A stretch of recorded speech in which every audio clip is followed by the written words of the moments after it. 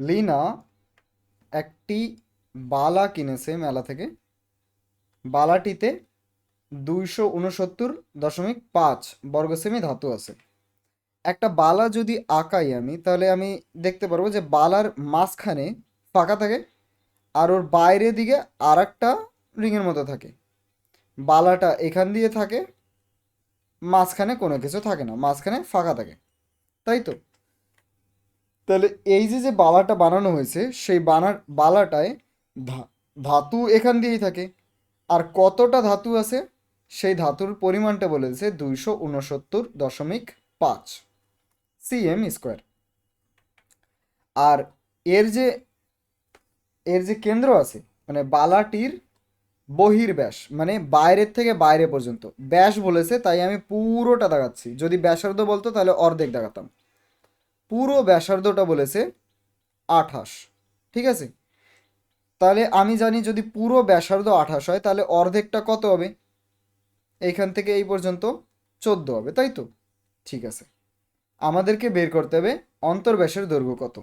অন্তর্ব্যাস মানে এই ভিতর থেকে, সেন্টার থেকে মাঝখানের দাগ পর্যন্ত, বাইরে না। বাইরে হচ্ছে 14, এত বড় যে দাগটা আছে সেটা 14। এইটা বের করতে হবে আমাকে। তো আগে আমি ধরে নিই, যে ধরি অন্তর্ব্যাসার্ধের দৈর্ঘ্য, অন্তর্ব্যাসার্ধের দৈর্ঘ্য আর সেন্টিমিটার। ঠিক আছে, এবার আমি একটা নতুন ছবি আঁকা নিচ্ছি। আমার এই যে ভিতরের দাগ, এই যে বাইরের দাগ, আর সেন্টার থেকে ভিতর পর্যন্ত হচ্ছে আর, সেন্টার থেকে বাইরে পর্যন্ত হচ্ছে 14, এবং বহির ব্যাসার্ধ, বহির ব্যাসার্ধের দৈর্ঘ্য বলা হয়েছে 28-এর অর্ধেক হবে। 28 পুরোটা, তার অর্ধেক সমান সমান 14 সিএম। এবার দেখো, আমি যে অঙ্কটা করব সেই অঙ্কটা অনেক ইজি। বললে পারে আমি পুরোটার ক্ষেত্রফল বের করব আগে। পুরোটার ক্ষেত্রফল বের করে ওর যে মাঝখানের এরিয়াটা আছে, মানে সেন্টারের এই পরিমাণ জায়গাটা আমি মুছে দেব, বাদ দিয়ে দেবো। যখনই বাদ দিয়ে দেবো, আমার কাছে শুধু রাস্তাটা পড়ে থাকবে, যার মান আমার দেওয়া আছে। তো আমি লিখতে পারি অতএব বালাতে ধাতু আছে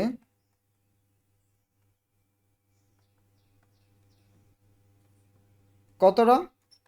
আমার নিয়ম অনুসারে আহ, কি লিখবো আমি? এক কাজ করি, এটাকে বড় আর ধরি। ঠিক আছে, আহ, সমান সমান বড় আর, দৈর্ঘ্য বড় আর সমান সমান এত এত এত। ঠিক আছে, তো আমি লিখবো পাই আর স্কোয়ার থেকে মাইনাস পাই ছোট আর স্কোয়ার। করা যাক, পাইটাকে কমন নিয়ে নিই।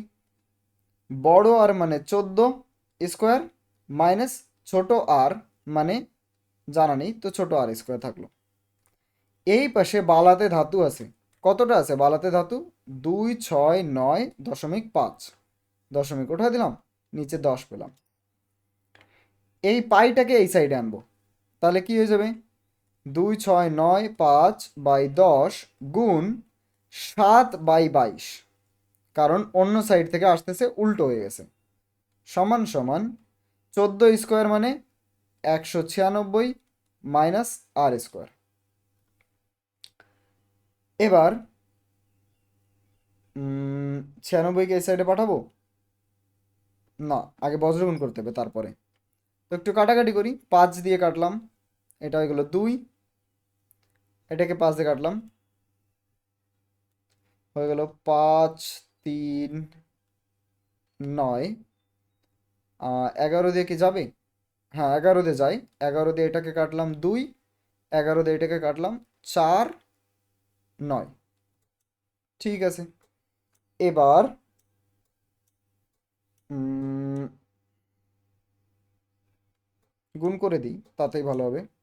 নিচে 4 হয়ে গেল, উপরে হয়ে গেল 49, সাথে কত হয়?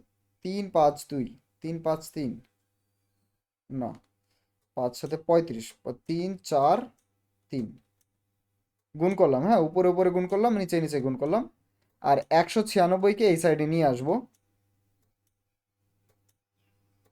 না, আনবো না, আনবো না, ওর থেকে ইজি রাস্তা আছে আমার কাছে। ইকুয়ালস টু, এটা মাইনাস হবে, মাইনাস আর স্কোয়ার। এই 4টা ওই সাইডে পাঠাবো, তো গুণ হয়ে যাবে দুইজনের সাথেই। 343 সমান সমান 196কে 4 দিয়ে গুণ করলে হয় 800 থেকে 16 বাদ, তাহলে 7 7 4,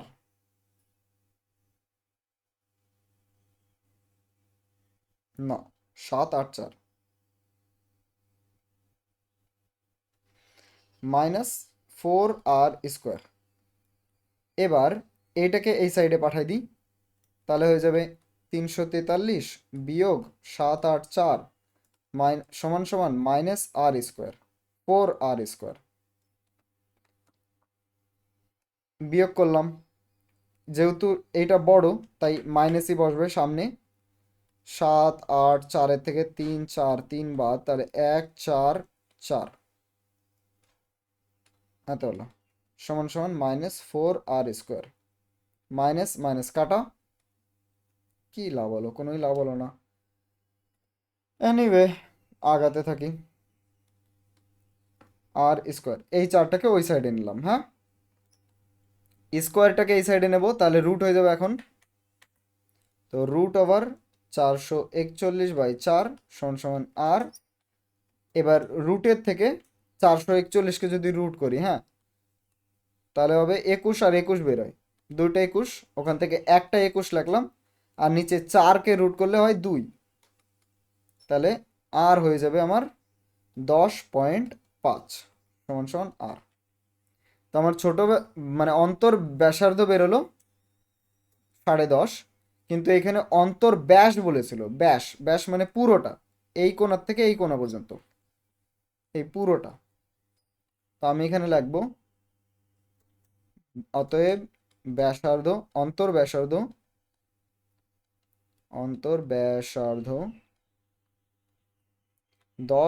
10.5 cm হলে ব্যাস সমান সমান, ব্যাস হবে 10.5 গুণ 2 সমান সমান 21 সেন্টিমিটার।